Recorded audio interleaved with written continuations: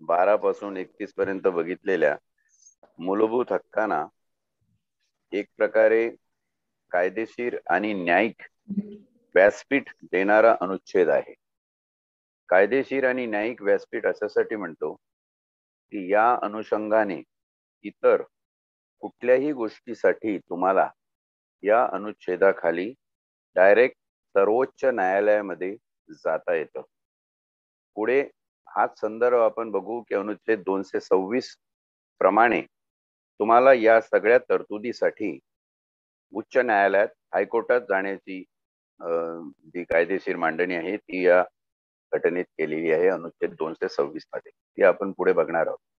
तुर्तास 32वा अनुच्छेद हा काय सांगतो? तुम्हाला अधिकार दिले पण त्या अधिकाराची पायमल्ली झाली तर काय केलं पाहिजे?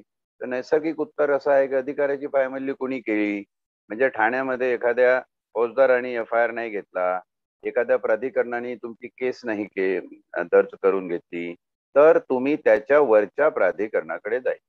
आता वरची प्राधिकरण आणि प्रशासकीय यंत्रणा सगळी म्हटल्यावर शेवटी कुठं जाऊन ती पडेल? शासन दरबारी जाऊन पडेल. पण शासनाने तुमची दखल घेतली नसेल आणि शासनाने त्याच्यावर काही करणार नसेल तर त्या पलीकडे तुम्ही कुठं जाल? त्याच्यानंतर तुम्ही न्यायपालिकेत जाल. न्यायपालिका सुद्धा खालच्या स्तराची असेल, उच्च स्तराची असेल, तरी ते तिथे तुमचा प्रॉब्लेम सॉल्व्ह होईल की नाही कल्पना नाही, माहित नाही. म्हणून डायरेक्ट सर्वोच्च न्यायालयाकडे तुम्हाला जाण्याचा जो एक राजमार्ग या अनुच्छेद 32 मध्ये उपलब्ध करून दिलेला आहे तो आपण समजून घेणं अतिशय महत्वाचं आहे. काही केसेसमध्ये जिथे पोलीस एन्काउंटर्स आहे किंवा रॉंगफुल डिटेन्शनच्या घटना घडतात त्या ठिकाणी कसा उपयोग आपल्याला या अनुच्छेद 32 चा होतो तो बघणं औचित्याचं ठरणार आहे या संविधान पारायणाच्या दृष्टीनं. आणि म्हणून ह्या अनुच्छेदाला विशेष असं महत्व या आपल्या घटनेमध्ये प्राप्त झालेलं आहे. शब्दप्रयोग काय आहे? आता ही शब्द आणि ही भाषा तिची जटिलता ही आपण थोडस बाजूला ठेवून देऊया. याच्यावरही आपण विचार केला पाहिजे की ही जटिलता आपण सरळ सोप्या साध्या भाषेत लिहू शकत नाही का? तर माझ्याकडे असं उत्तर द्यायचं आहे की हो, आपण हे लिहू शकतो. पण हे अजून हे जटिल जटिल का ठेवण्यात आलेलं आहे? गव्हर्नमेंटचे आदेश असेच जटिल निर्माण होतात. मोठमोठ्या ऑफिस मधून निर्गमित होणारे जे आदेश असतात त्याचा अर्थ लावण्यासाठी खालच्या लोकांचे अर्धा काळ त्यांच्या सर्व्हिसचा निघून जातो. याचा अर्थ काय? आणि शेवटी मग कुठेतरी कोर्टाचा एक निर्णय येतो आणि त्या कोर्टाच्या निर्णयातून त्या शब्दाचे अर्थ आपल्याला समजून घ्यावे लागतात. की सल्ला आहे की सहमत आहे, कॉन्करन्स आहे की काउन्सिलिंग आहे. हे सगळं जे घडतं ना याचाही विचार या पारायणाच्या माध्यमातून आपण करणार आहोत. खरंच ही जटिल भाषा वापरण्याची एवढी गरज आहे का? कारण ही आता यशवंत तू जेव्हा वाचत होता हा संपूर्ण अनुच्छेद 32वा तर वाचल्यानंतर साधं एक वाक्य आणि त्याचा काय अर्थ हे सुद्धा लोकांना याच्यामध्ये समजत नाही. संविधानिक उपाययोजनांचा हक्क. संविधानिक उपाययोजना या ठिकाणी मूलभूत हक्कांची पायमल्ली झाली तर त्याच्या विरुद्ध तुम्हाला जाण्याचा हक्क असं नाही म्हटलंय.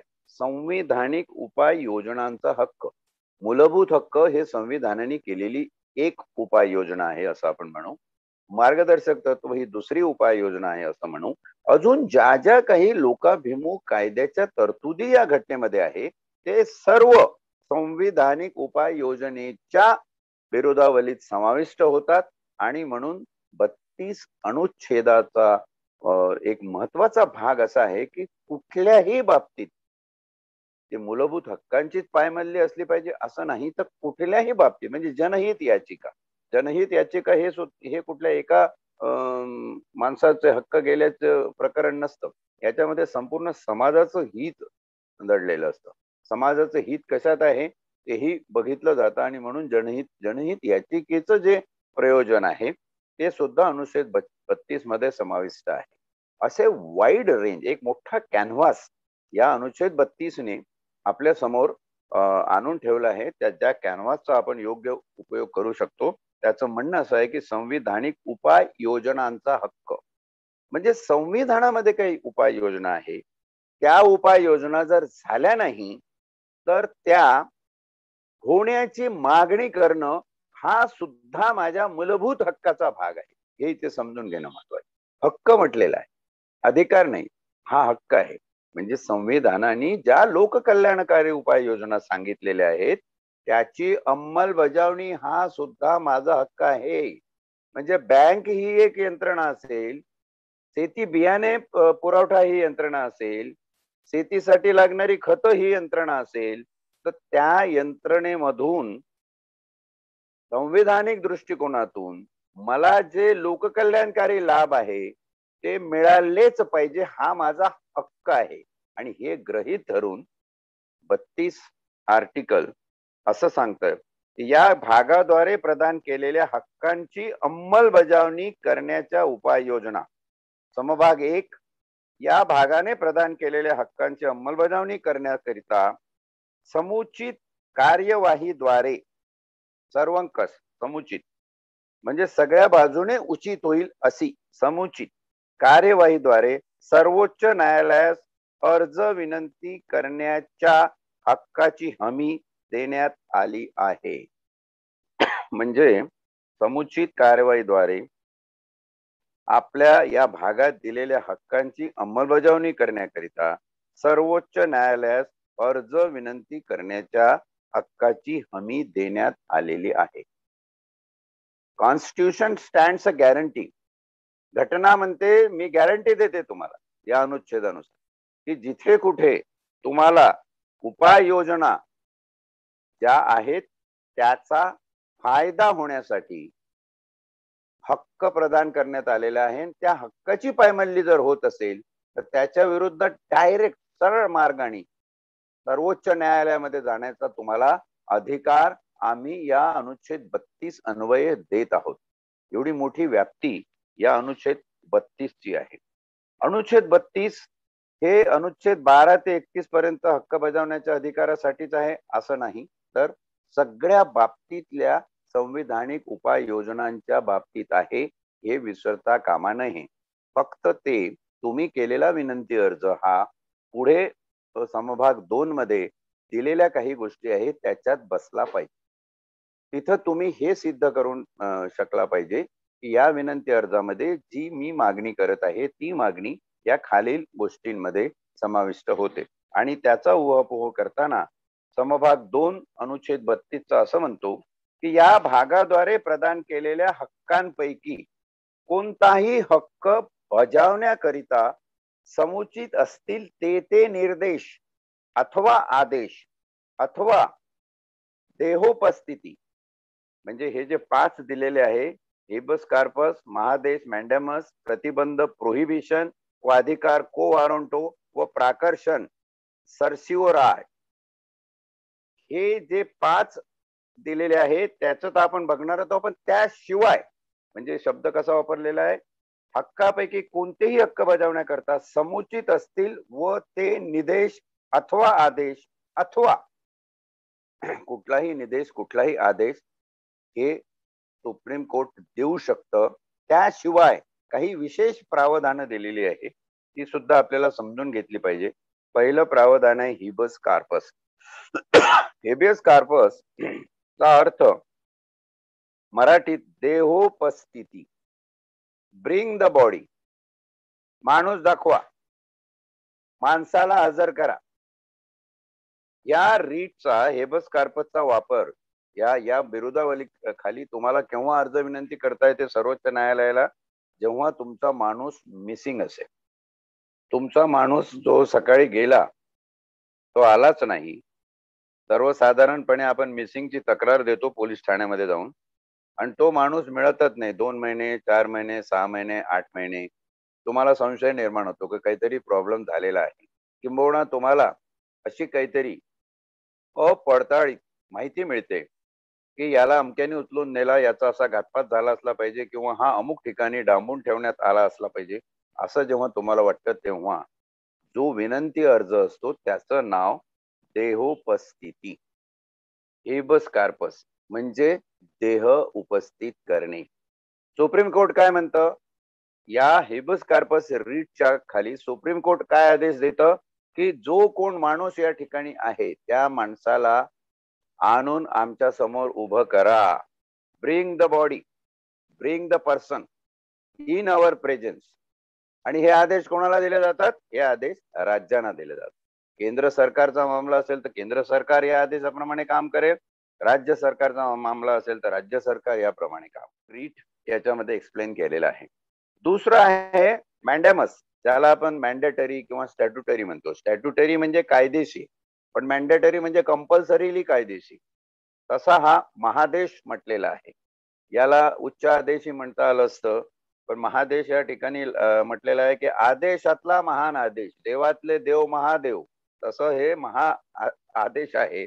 देहोपस्थिती महादेश म्हणजे कुठल्याही मोठ्या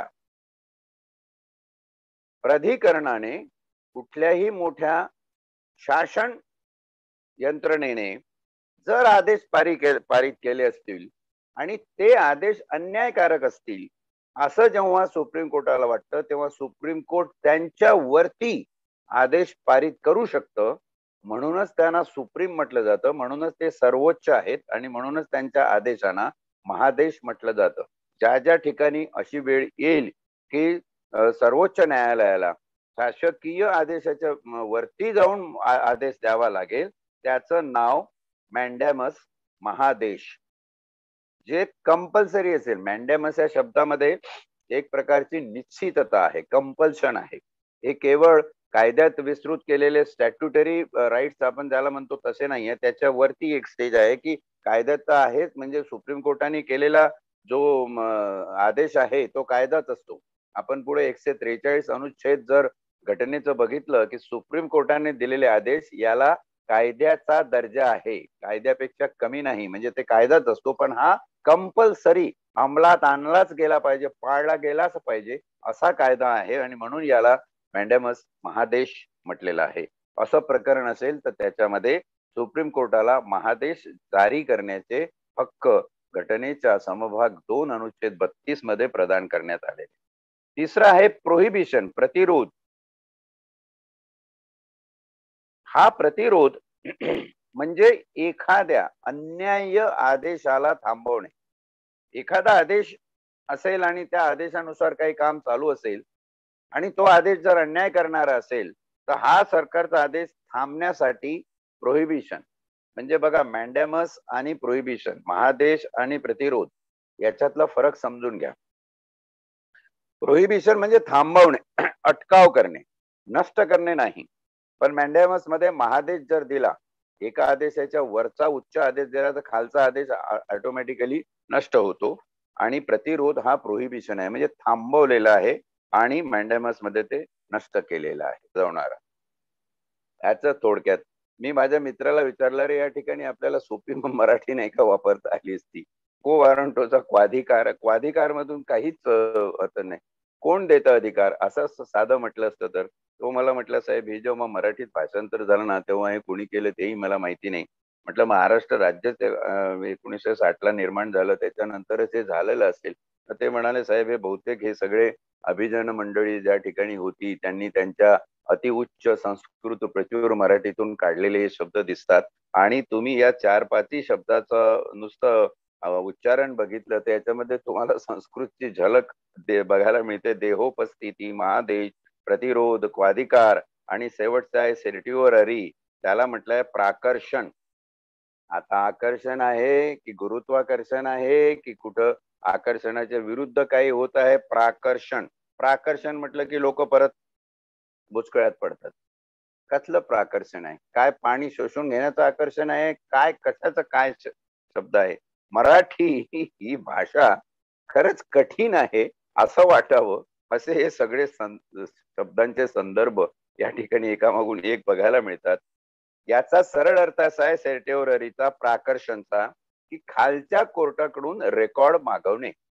खालच्या न्यायालयीन व्यवस्थेमध्ये, मग ते छोटीशी ट्रायब्युनलची प्राधिकरणं असो, मॅजिस्ट्रेटचं कोर्ट असो, नागरी आपलं सेशन्स कोर्ट असो की दिवाणी कोर्ट, गुन्हेगारी कोर्ट की हायकोर्ट असो, या कोर्टांमध्ये जे काही दस्तावेज जमा झालेले असतात किंवा जशी प्रक्रिया चालवलेली असते, कोर्टाची प्रक्रिया, हे कोर्टाना त्यांच्याकडे ठेवण्याचे जे अधिकार आहे. काही डॉक्युमेंट ते देऊ शकतात ऑन डिमांड, पण जे प्रक्रिया असते त्याच्यातून नेमकं काय काय कधी कधी घडलेलं आहे असं जर सर्वोच्च न्यायालयाला एखाद्या प्रकरणात केलेल्या विनंती अर्जावरून वाटलं की नाही खरंच या ठिकाणी आपल्याला खालच्या कोर्टाचे सगळे दस्तावेज मागवून घेतले पाहिजे, तर अशा वेळी सर्वोच्च न्यायालय या सेर्टिओररी रीटचा वापर करून प्राकर्षण आदेश काढू शकतं, ज्या आदेशानुसार खालच्या कोर्टाला आपलं रेकॉर्ड सर्वोच्च न्यायालयासमोर ठेवण्याचं कर्तव्य आहे आणि सर्वोच्च न्यायालयाला ते बघण्याचे अधिकार आहेत. अशा प्रकारचे हे अधिकार सर्वोच्च न्यायालयाचे देहोपस्थिती, महादेश, प्रतिरोध, स्वाधिकार आणि प्राकर्षण या 5 माध्यमातून हेबेस कार्पस, मॅन्डेमस, प्रोहिबिशन, को वारंटो आणि सेर्टिओररी या नावाने उद्धृत करण्यात आलेले. त्यातलं काही समजलंही नसेल तरीही घटनेने एक सवलत दिलेली आहे. समुचित असतील असे आदेश, नियम अथवा हे 5 म्हणजे तुम्हाला या 5 व्यतिरिक्त दुसरं काही असेल तोही साधा विनंती अर्ज तुम्ही करू शकता. एका कैद्याने, माझ्या पोलीस कारकिर्दीमध्ये बघितलेली केस आहे, एका कैद्याने काही जेलमध्ये त्याचे जे हाल होतात त्याच्यावर एक अंतर्देशीय पत्र लिहिलं सुप्रीम कोर्टाला आणि ते सुप्रीम कोर्टाच्या सरन्यायाधीशाच्या हाती लागल्यावर सरन्यायाधीशांनी त्याच्यावरती अनुच्छेद 32 अन्वये रिट पिटिशन म्हणून संबोधलं त्याला आणि जेल ऑथॉरिटीला आदेश दिले की हे काय आहे ते बघा, ताबडतोब एक आठवड्यात रिपोर्ट आणा आणि या माणसाला आमच्या समोर हजर करा. तर सुप्रीम कोर्टात अर्ज करण्याची काय पद्धत आहे हा आपला बाळबोध्या प्रश्न नेहमीप्रमाणे असतो. वकील लोक याचं उत्तर देतात त्यांच्या पद्धतीने, ते ठीक आहे, पण तुम्ही साधा अर्ज जरी या बाबतीत सुप्रीम कोर्टाला केला पण ते अनुच्छेद 32च्या अनुषंगाने थोडंसं ज्ञान, थोडीशी माहिती घेऊन तुम्ही उद्धृत केलं पाहिजे. साधारण 10वी 12वीची पोरं, जे कॉलेज शिकलेली पोरं आहेत त्यांना तरी घटनेचं एवढं ज्ञान असलं पाहिजे आणि असा अर्ज केला तोही तुमचं रिट पिटिशन गृहीत धरल्या जातं. हे या ठिकाणी आवर्जून सांगायचा उद्देशच एवढा की ही सगळी तरतूद आपल्याकडे सुप्रीम कोर्टाच्याच केसेस मधून प्राप्त झालेली आहे. आता हे करण्याचं एक महत्वाचं कारण आहे की ज्युडिशियरीला एक इंडिपेंडंट दर्जा आहे. या संपूर्ण अनुच्छेद बघण्यामागे तुम्हाला दिसेल की ज्युडिशियरीला एक इंडिपेंडंट दर्जा म्हणजे स्वायत्तता आहे. ज्युडिशियरी इथं तुम्हाला कोणाच्या अंडर असलेले दिसत नाही, सगळे काही ते ज्युडिशियरीच्या अंडर आलेले तुम्हाला या अनुच्छेदामध्ये दिसतात. त्याचं कारण असं आहे की न्याय व्यवस्था या देशातली स्वतंत्रपणाने काम करत असली पाहिजे, तरच शासकीय किंवा प्रशासकीय यंत्रणेने केलेला अन्याय दखल घेतली जाईल आणि दूर होईल, नाहीतर होणार नाही. म्हणून जे इंडिपेंडंट कॅरेक्टर ज्युडिशियरीला दिलेला आहे त्याचा हा 32 अनुच्छेद जो आहे घटनेतला तो परिपाक आहे असं म्हटलं तर वावग अजिबात व्हायचं नाही. एखाद्या माणसाला कोठडीत ठेवलाय, कुठे कोठडीत नेला माहित नाही. आजकाल ही परिस्थिती अफगाण किंवा इकडे तिकडे आपण बघतो, माणूस उचलला जातो, शासकीय यंत्रणाच उचलतात, मिलिटरीज उचलते, पोलीसच उचलतात, पण कळतच नाही कुठल्या जेलमध्ये कुठे काय त्याचं झालं, त्याची ना जमानतला सुनावणी होते ना काय होत ना काय होत. हे असं का होतं तर त्याच प्रसंगी तुम्ही सुप्रीम कोर्टामध्ये या 32 अनुच्छेदाखाली धाव घेऊ शकता. डेथ इन कस्टडी असेल, एन्काउंटर असेल, एन्काउंटर मध्ये पोलिसांच्या तुम्ही सगळं बघितलं असेल केसेस या बहुतेक सगळ्या हेबस कॉर्पस या रीट खाली चॅलेंज झालेले आहेत की तुम्ही उचलून नेलेला माणूस हा अटक न होता एन्काउंटर कसा झाला, असं ते अलिगेशन्स त्यावेळी होतं. त्याच्यावर एक चौकशी समिती, न्यायिक चौकशी समिती बसून त्याचा तपास झालेला आहे आणि त्या दृष्टीनं DK बासू सारखी केस असेल किंवा अजून काही सुप्रीम कोर्टाच्या महत्वाच्या केसेस आहेत ज्याच्यामध्ये निर्देश देण्यात आलेले आहे पोलिसांच्या अटकेबद्दलचे, मिलिटरीच्या कारवाईबद्दलचे, हे जे निर्देश आहे तेही तपासून घेणं महत्वाचं आहे. थोडक्यात तुमच्यावर जर अन्याय या बाबतीत होत असेल पोलीस किंवा मिलिटरीच्या कारवाईत तर तुम्ही दाद मागू शकता. चाइल्ड प्रॉस्टिट्यूट, जिथं पॉक्सो सारखा कायदा निर्माण झालेला आहे, जिथे लहान मुलं, लहान मुली या प्रॉस्टिट्यूट सारख्या वेश्या व्यवसायासारख्या अघोरी कारणासाठी, अन्याय याच्यासाठी त्यांच्यावर गुन्हेगारी प्रकारची कृत्य होतात, त्या ठिकाणी तुम्ही हे वापरू शकता. कंटेम्प्ट ऑफ कोर्ट झाला असेल तिथे तुम्ही रीटचं प्रोव्हिजन वापरू शकता. हाय हँडेड डिटेन्शन, एखाद्याला डांबून ठेवलं गेलं असेल त्या ठिकाणी तुम्ही हे वापरू शकता. ज्युडिशियल रिव्ह्यू साठी तुम्ही अनुच्छेद 32 रीट पिटिशनचा वापर करू शकता. PIL साठी तुम्ही वापर करू शकता, पण PIL हे सोशल इंटरेस्ट मध्ये असलं पाहिजे आणि ते जेन्युइन असलं पाहिजे. त्या ठिकाणी तुम्ही PIL म्हणूनही याचा वापर करू शकता. काही ठिकाणी PIL या एका इंडस्ट्रियलिस्टच्या सांगण्यावरून करण्यात आलं असं जेव्हा सुप्रीम कोर्टाच्या निदर्शनास आलं, तेव्हा सुप्रीम कोर्टाने त्या अर्जदात्या सकट, वकिला सकट त्या इंडस्ट्रियलिस्टला दंड ठोठावलेला आहे. त्याही केसेस आपल्याकडे आहे. म्हणजे एकंदर आपण PIL देऊ शकतो, पण PIL खरंच पब्लिक इंटरेस्ट लिटिगेशन असलं पाहिजे, जनहित याचिका असली पाहिजे. जनाच्या हिताची नसेल तर ती PIL गणल्या जात नाही, आणि हे निर्धारण करण्याचा हक्क, त्याचा अधिकार सुद्धा सर्वोच्च न्यायालयाला आहे. Special empowerment to SC to protect fundamental right, मूलभूत हक्कांची आणि इतर संविधानिक उपाययोजनांची एक रक्षण करण्यासाठी या 32 अनुच्छेदाचा वापर होतो. परंतु या ठिकाणी एक मर्यादा अशी पडते की सुप्रीम कोर्ट हे संसदेला किंवा राज्य विधिमंडळाला कायदे करण्यासाठी रिट पिटिशन मध्ये आदेश देऊ शकतात का? मला वाटतं हे आपण उद्या बघून आपण 33 वर जाऊया. तोपर्यंत वेळेचं भान आणि वेळेचा सन्मान दोन्ही ठेवून आपण आजचं सेशन इथे थांबू. या पारायणाच्या माध्यमातून जर अर्थ लावायचा झाला, आपल्याला त्या अनुषंगाने थोडीशी पार्श्वभूमी सुद्धा बघून घेतली पाहिजे. आज स्त्रियांबद्दलचं 50% आरक्षण आहे, पण त्याची पूर्तता होताना दिसत नाही. त्याचं कारण काय आहे की पुरेशा महिला ज्या पद्धतीने, ज्या रीतीने हे घटना समजून, घटनेतले सगळे पायंडे जाणून पुढे आल्या पाहिजे, त्या पुढे येत नाही. सामाजिक क्षेत्रात पुढे येताना दिसत नाही, राजकीय क्षेत्रात अभावानीच आहे. आणि त्याही विशिष्ट घराण्याच्या, विशिष्ट प्रस्थापित पठडीतल्या महिला असतील त्या पुढे येतात. सरसकट 90% असं चित्र दिसतं की जिथे महिलांना आरक्षण दिलेलं आहे त्या ठिकाणी केवळ नावाला उभं करावं म्हणून महिलांना उभं केलेलं आहे, पण सगळा कारभार घरातला करता पुरुष ज्या पद्धतीने घर चालवताना बघत असतो, तसाच तो तिचा राजकीय आणि सामाजिक व्यवहार सुद्धा एक करता पुरुष म्हणून मागे राहून बघत असतो. तर खऱ्या अर्थाने स्त्री स्वातंत्र्याचा मुद्दा या ठिकाणी अधोरेखित व्हायला पाहिजे. आणि हा मुद्दा अधोरेखित होताना ही परिस्थिती अशी का आहे याचंही थोडस आकलन आपल्याला होणं महत्वाचं आहे असं मला वाटतं. घटनेचं आकलन हे फक्त तिचे अनुच्छेद वाचून, अनुच्छेदातल्या वाक्यांचा, शब्दांचा अर्थ जाणून घेऊन पूर्णपणे घटना समजेल असं होत नाही. कारण घटना ज्या मूल्यांवर आधारित आहे, समतेची मूल्य असतील, सामाजिक न्यायाची मूल्य असतील, आर्थिक समता ही मूल्य असतील, हे सगळं कशा भोवती आलेलं आहे? हे विषमते भोवती आलेलं आहे. आणि विषमता त्या शब्दामध्ये सुरुवातीचे 2 शब्द विष आहे. तर हे जे विष आहे, हे विष कुठून येतं, हे या विषयाची जननी काय आहे हे आपण समजून घ्यायला पाहिजे. आपण जर थोडासा पूर्वापार विचार केला, कारण कसं आहे की एखाद्या प्रश्नाचं त्याच्या अनुषंगाने तितक्यापुरतं तकलादू उत्तर देऊन टाकणं की याचा अर्थ असा होतो, त्याचा अर्थ तसा होतो, आणि शेवटी परिणाम काहीच नाही. आज 70-75 वर्षामध्ये ही घटना कार्यरत असताना अपेक्षित जे विकासाचं विरोधावली, एक उन्नतीचं गमक जे साध्य करायला पाहिजे होतं समाजाने, ते समाजाने साध्य केलेलं दिसत नाही.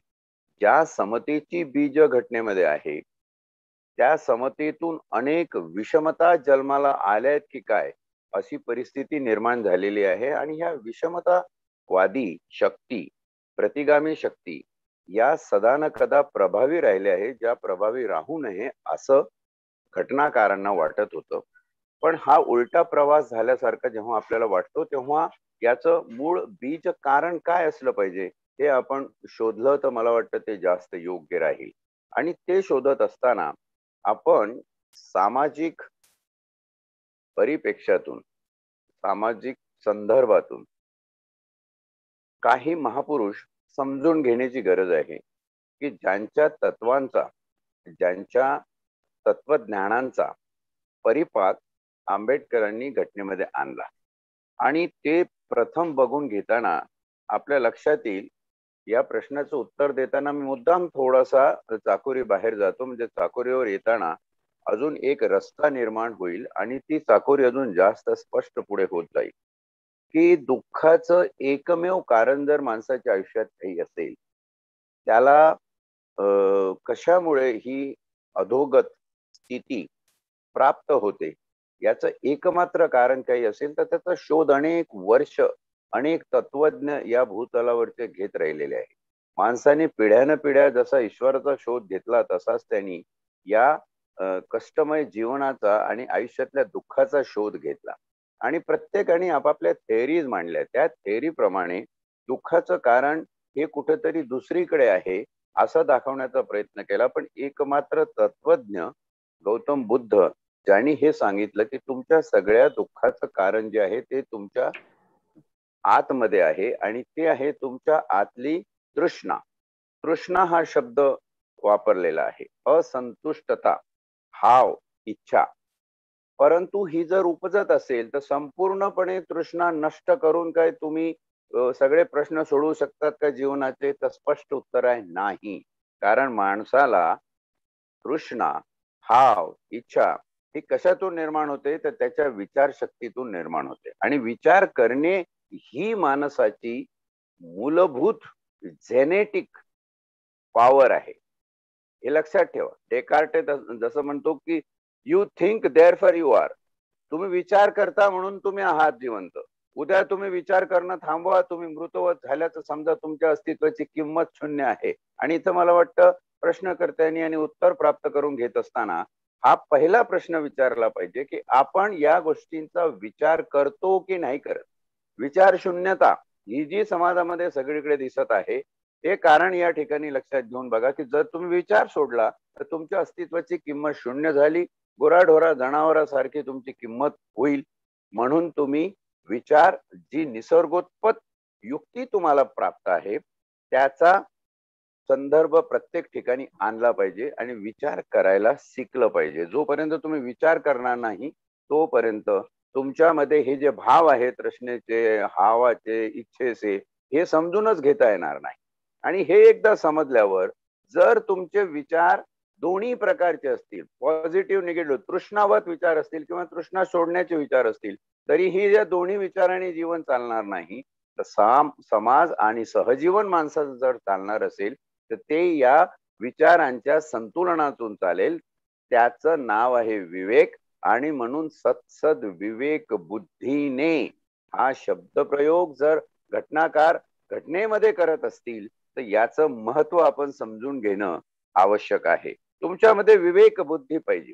विवेक बुद्धी असल्याशिवाय समतेची स्थिती निर्माण होणार नाही, विषमता नष्ट होणार नाही. आणि जर विचार वापरून तुम्हाला समतेची स्थिती आणायची असेल तर तुम्हाला ज्ञान ग्रहण केलं पाहिजे, म्हणजे शिक्षण ग्रहण केलं पाहिजे.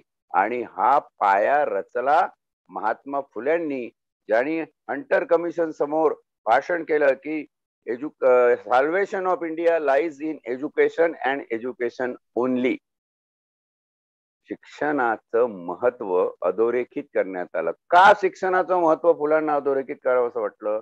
की अनेक वर्ष या हव्यासापोटी की समाज हा अज्ञानात ठेवला गेला पाहिजे, तुम्हाला शिक्षणापासून, वाचनापासून वंचित ठेवण्यात आलं होतं. धर्माची तत्व अशा प्रकारे लादली होती. चातुर्वर्ण पुरस्कृत जात व्यवस्था धारण करणारा समाज निर्माण करण्यात आला होता. तो अशासाठी निर्माण करण्यात आला होता की अमुक एकानी शिक्षण घेण्याचा अधिकारच नाही. हे कोणी सांगितलं? तर हे देवानी सांगितलं. देव कुठे राहतो तो कोणालाच माहिती नाही. फक्त त्याची पूजा अर्चा आराधना करत राहा म्हणजे तो तुमचं भलं करेल. या एका धर्मांध भावनिक गुंत्यामध्ये जसा माणूस गुरफटला गेला होता, त्याच्यातून ही उत्तरं आपल्याला आज सापडली पाहिजे. आणि म्हणून ज्ञान पाहिजे. आजही तशाच भावनिकतेचा वापर होऊन अनेक प्रश्न तुमच्या जीवनात नुसतं पेरून ठेवलेले आहे. तुम्ही शिक्षण घेता पण ते शिक्षण कुठल्या प्रकारचं आहे हेही या ठिकाणी बघितलं गेलं तर तुम्हाला समजेल की ते शिक्षण आणि हे शिक्षण याच्यामध्ये जमीन आसमानचा फरक आहे. तुम्हाला शिक्षण देतो ना आम्ही, पण त्या शिक्षणाची पायरी अशी रेखून ठेवतो की विशिष्ट लेवलच्या पलीकडे तुम्ही ज्ञान प्राप्त करूच शकत नाही. आता ज्ञान आणि शिक्षणावर आल्यानंतर खऱ्या अर्थाने समाजातली विषमता अशा प्रकारे दूर करायची असेल तर त्यासाठी तुम्हाला आरक्षण असलं पाहिजे. आणि याचा पाया, याचं बीज जे रोवलं ते राजर्षी शाहूंनी रोवलं की समाजाच्या विकासामध्ये सगळ्या थरातल्या लोकांचा सहभाग आला पाहिजे. आणि सरते शेवटी तुम्हाला छत्रपती विसरता येत नाही. जसं आजच्या प्रश्नकर्त्यांनी प्रश्न उपस्थित केलेला आहे की या सगळ्यांची बीज राजकारणात आहे. म्हणून या समाजातला तळागाळातला माणूस, 18 पगड जातीतला माणूस, विमुक्त भटका माणूस, ओबीसी, SC, ST, आज काही वेगवेगळ्या नावाने आपण त्याला संबोधतो, तो माणूस हा शासनकर्ता झाला पाहिजे, तो राजा झाला पाहिजे. आणि ही राजा होण्याची बीजगुष वृत्ती जर कोणी जागवली असेल तर ती छत्रपतींनी जागवली की you can be a king. जोपर्यंत तुम्ही राज्यकर्ते होत नाही, जोपर्यंत तुमचं शासन खऱ्या अर्थाने तुमचं शासन तुमच्या समाजासाठी निर्माण होत नाही, तोपर्यंत तुम्ही हे काहीही करू शकत नाही. आणि मग तुमच्या असं लक्षात येईल की छत्रपती शिवाजी महाराज, महात्मा ज्योतिबा फुले आणि राजर्षी शाहू या तिघांच्याही खांद्यावर जोपर्यंत बाबासाहेब आंबेडकर उभे राहिले नाही, त्यांना दूरच दिसलं नाही. बाबासाहेब आंबेडकरांची ही जी दूरदृष्टी होती त्या दूरदृष्टीचं गमकच हे 3 महापुरुष आहे. आणि यांच्या सोबतीने, यांच्या दिलेल्या ज्ञानपीठावर जेव्हा हा माणूस उभा राहतो, तेव्हाच आंबेडकर असं म्हणू शकतात की तुम्ही आज भाषण ऐकल्यानंतर घरी जाऊन आपल्या घराच्या भिंतीवर लिहून ठेवा की मी शासनकर्ती जमात होणार, इथं तुम्हाला छत्रपती उद्धृत होतो. बाबासाहेब म्हणतात शिका, संघटित व्हा आणि संघर्ष करा. शिका, शिक्षण घ्या. तिथे तुम्हाला बाबासाहेबांच्या तोंडून फुले बोलताना दिसतो. आणि आरक्षणाचा हट्ट हा सामाजिक विषमता घालवण्यासाठी केलेला आहे. मग ते दुर्बल घटकांना दिलेलं आरक्षण असो, स्त्रियांना दिलेलं आरक्षण असो, आदिवासी आणि अस्पृश्यांना, जे डिप्रेस क्लास आहेत त्यांना दिलेलं आरक्षण असो, जे अॅनिमिस्ट आहे, जे आज मोठ्या प्रमाणात स्वतःला ओबीसी म्हणून घेत आहे, 5,000च्या वरती ज्यांच्या जाती आहेत ते लोक असो, त्यांना आरक्षण देण्याचं जे प्रयोजन याच्यामध्ये केलेलं आहे, आणि ते प्रयोजन बघताना तुम्हाला या ठिकाणी राजर्षी शाहू महाराजांची दृष्टी दिसते.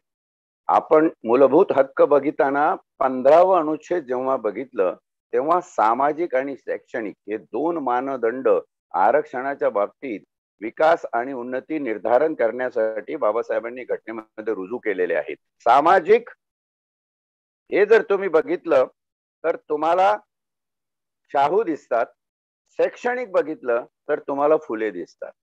शैक्षणिक विकास हा खरा विकास आहे, सामाजिक विकास हा खरा विकास आहे. फक्त सामाजिक विकास झाला आणि शैक्षणिक विकास झाला नाही तर त्या विकासाला अर्थ नाही. शैक्षणिक विकास खूप झाला, मी PhD, doctorate, double PhD, DSc झालो, परंतु मला समाजामध्ये गावच्या मुख्य पानवठ्यावरून पाणी भरता येत नाही, तर तो काही माझा सामाजिक विकास नाहीये, सामाजिक दर्जाहीनच आहे. आणि म्हणून ह्या ज्या 2 गोष्टी फुले आणि शाहू यांनी दिलेल्या आहे या आपल्याला समजून घेतल्या पाहिजे. घटनेचा अर्थ लावत असताना पोथ्या पुराणांमध्ये अर्थ शोधण्यापेक्षा हे पोथी पुराण छत्रपती फुले, शाहू या तिघांच्या माध्यमातून उपलब्ध झाला आहे. आणि त्यावर ज्ञानदेवे रचिला पाया तुका झालासे कळस, असं जी बहिणाबाई म्हणते, तसा या तिघांनी रचलेल्या पायावर आंबेडकरांनी कळस चढवला आणि ही घटना लिहिलेली आहे. म्हणजे घटनेमधला जो समतेचा विचार असेल, ती समता कुठून आली तर या ज्ञानाच्या, या विचारांच्या गंगोत्रीमधून आलेली आहे. हा त्रिवेणी संगम तुम्हाला विसरता येणार नाही, आणि त्रिवेणी संगमावर उभा राहून घटनाकारांनी ही घटना तुमच्या हातात दिलेली आहे. आता हिचं सोनं करायचं की माती करायची, खरंच विषमता गेली का हो समाजातली सगळी? आता आपण कालच्याच याच्यामध्ये बघितलं कालचं जेव्हा 21वं पुष्प, आजचं हे 22वं पुष्प आपण बघतोय, त्याच्यामध्ये बघितलं की डेमोक्रेसी ही कॉर्पोरेट कशी झालेली आहे. म्हणजे ही प्रचंड मोठी समतेला तडा देणारी गोष्ट याच घटनेच्या उदरातून जन्माला कशी येऊ शकते? कारण या घटनेतली जी काही मूलभूत रचना आहे, ती मूलभूत रचना एने केने प्रकारेनं काही मुठभर विषमतावादी लोकांनी हायजॅक केलेली आहे, तिचं अपहरण झालेलं आहे. अशी अपहृत यंत्रणा तुमच्यावर लादल्या जाते, दाखवताना घटनेचं विरोधावली समोर केली जाते, दाखवताना समतेची तत्व समोर केली जातात. समता परिषद असेल, समता विकास संस्था असतील, समता जिथे जिथे वापरला जातो शब्द, तुम्ही त्याचं मुमुक्षु बुद्धीने, सत्य शोधक बुद्धीने विश्लेषण करून बघा, खरंच तो स्वतः बोलणारा समतावादी आहे का? आणि या समतेची बीज जे अल्टिमेट राजकारण आहे, सत्ता संवर्धन आहे, त्याच्यात पडलेलं आहे का? तर तिथं तुम्हाला असमान गोष्टी लक्षात येतात. महाराष्ट्रापुरतं बोलायचं झालं तर 288 एवढी आमदारांची संख्या असलेल्या विधानसभेमध्ये जर 182 आमदार फक्त 12% समाजाचे असतील, एका समाजाचे असतील, तर याच्याहून मोठी विषमता अजून कुठे शोधायला जाणार? आणि तुम्ही याकडे जोपर्यंत लक्ष देत नाही तोपर्यंत कितीही घटनेची पारायण केली, मुखोद्गत करून टाकली, गीता पाठ केली, रातचा गोंधळ कसा होता, लोकांसमोर गावली गीता आणि म्हणे रातचा गोंधळ कसा होता, अशी परिस्थिती निर्माण होईल. त्याच्यामुळं पारायणाचा अर्थ तोपर्यंत समजून येत नाही जोपर्यंत तुम्ही ही मूल्यवर्धित व्यवस्था पुनर्जीवित करत नाही. पुनर्जीवित शब्द मुद्दाम एवढ्यासाठी वापरतो, ही मृतावस्थेत आलेली आहे आणि म्हणूनच आज एवढी विषमता आपल्याकडे दिसते आहे. स्त्रियांवरती होणारे अन्याय, दरवेळा अन्याय झाला, हाकाटी उडली की संसदेने कायदा करायचा, पण कायदा हे नाही नष्ट करू शकत. समाजाची मानसिकता जोपर्यंत डेव्हलप होत नाही, आणि ती कधी डेव्हलप होणार? जेव्हा समाजाला ज्या काही धार्मिक विचाराच्या पगडीत बांधून ठेवलेलं आहे, स्त्री ही कुठेतरी कनिष्ठ आहे, तिला हीन दर्जाची वागणूक दिली पाहिजे, ती पुरुषांसारखी सबल नाही, तिला एम्पॉवरमेंट होऊच शकत नाही, कितीही काही केलं तर ती शेवटी स्त्री आहे.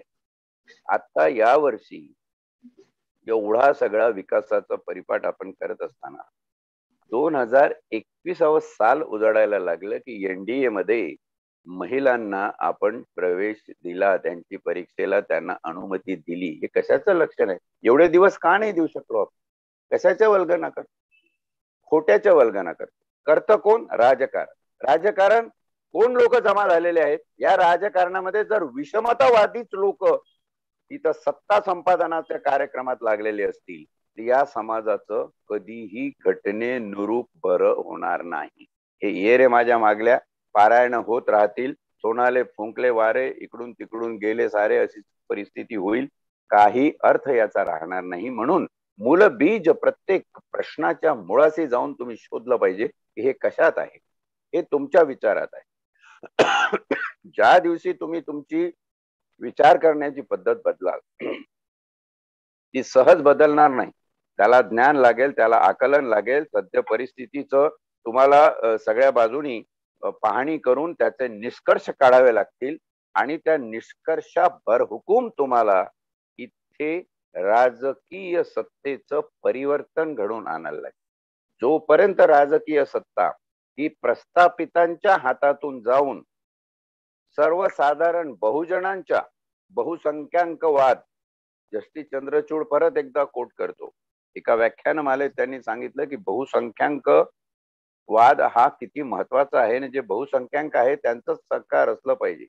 नावाला काही बहुसंख्याकामधले लोक उचलायचे आणि काही मुठभर अर्थसत्ताक आणि धर्मसत्ताक लोकांनी त्यांना राजसत्ताक करायचं आणि आपले बटीक असल्यासारखं राजसत्तेत वापरायचं. मग तो देशाचा पंतप्रधान असो की राज्याचा मुख्यमंत्री असो, तो कुठल्या तरी अदृश्य शक्तीचा बटीक असल्यासारखा जेव्हा वागतो तेव्हा हे बहुजनांचं शासन नाही, हे अभिजनांचं शासन, हे काही मुठभर हाव असलेल्या सत्तेची आणि पैशाची अशा लोकांचं शासन ही घटनेप्रमाणे कधीही चालू शकत नाही.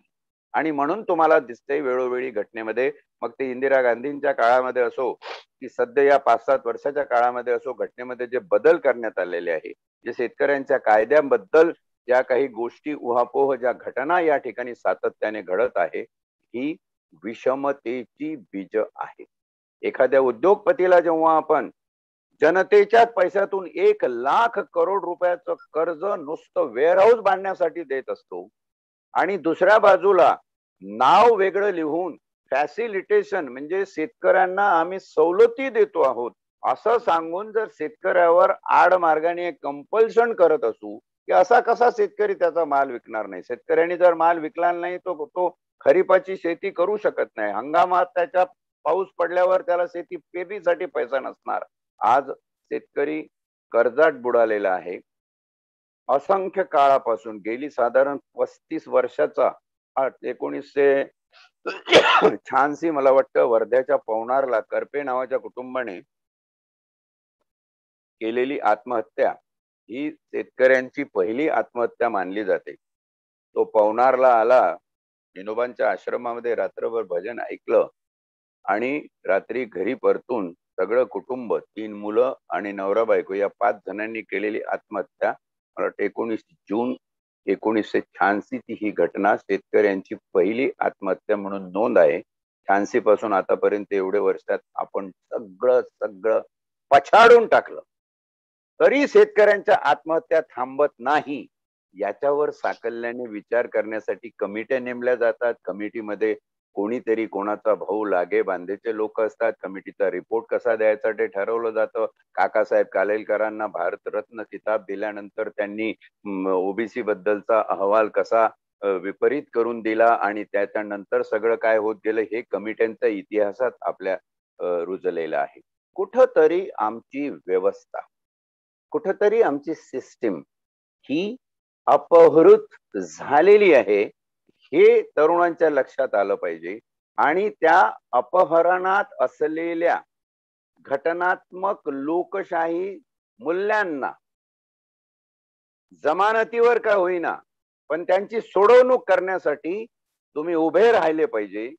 आणि या ठिकाणची अल्टिमेट राज्य सत्ता बदलली पाहिजे. ते जोपर्यंत हे होणार नाही तोपर्यंत या भारतामध्ये घटनेचं लोकशाही संविधानिक गणराज्य स्थापन होऊ शकत नाही.